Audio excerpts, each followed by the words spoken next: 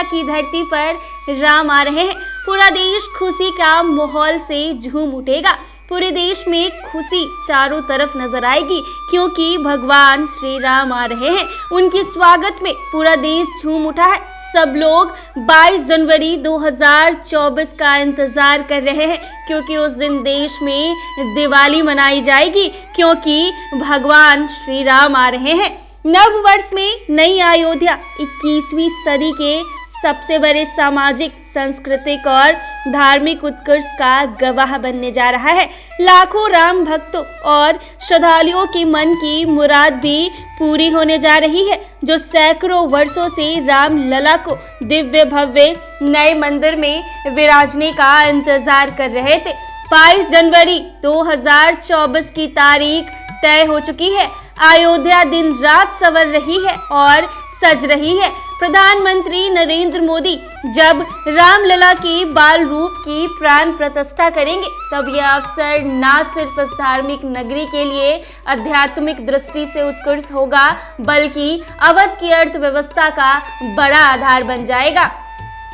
राम मंदिर आंदोलन में सक्रिय रहे कमलेश चतुर्वेदी कहते हैं कि अयोध्या ने सदियों तक अपमान की पीड़ा झेली है। अपने आराध्य के मंदिर को लूटते टूटते और मस्जिद में बदलते देखा है। तुष्टीकरण का दंश झेला है। राम भक्तों को गाली और गोली खाते देखा है। श्री राम को काल्पनिक कहते सुना है। नहीं दरिद्र कोई दुखी न दीना वाली अयोध्या में बरसों बेबसी के बाद वैभव, समृद्धि, उत्कर्ष और उल्लास के दिन लौट आएंगे क्योंकि ऐसा लग रहा है कि मानो भगवान राम स्वयं आ रहे हैं।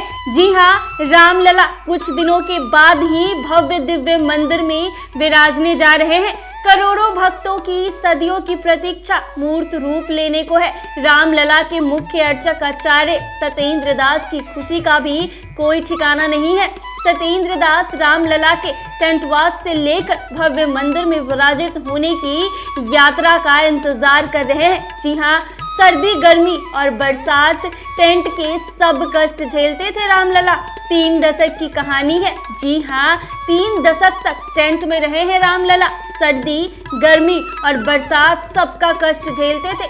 मुख्य अर्चक आचार्य बताते हैं कि ये 3 दशक की कहानी है। उन्होंने कहा है कि टेंट से बरसात के समय पानी टपकता रहता था। गर्मी में भी वो एक पंखे के अलावा किसी और चीज का उपयोग नहीं कर सकते थे क्योंकि रामलला काफी ज्यादा मुसीबतों में रहे हैं। जी हाँ, करोड़ों भक्तों की सदियां की प्रतीक्षा मूर्त रूप लेने जा रही है। रामलला के मुख्य अर्चक आचार्य सत्येंद्र दास की खुशी का भी कोई ठिकाना नहीं है। उन्होंने कहा है कि रामलला के वो दिन भी देखे हैं जब जगत का पालन करने वाले सर्दी, गर्मी व बरसात की मार झेलते थे, तो अब रामलला के निराले ठाट बाट के भी गवाह हैं।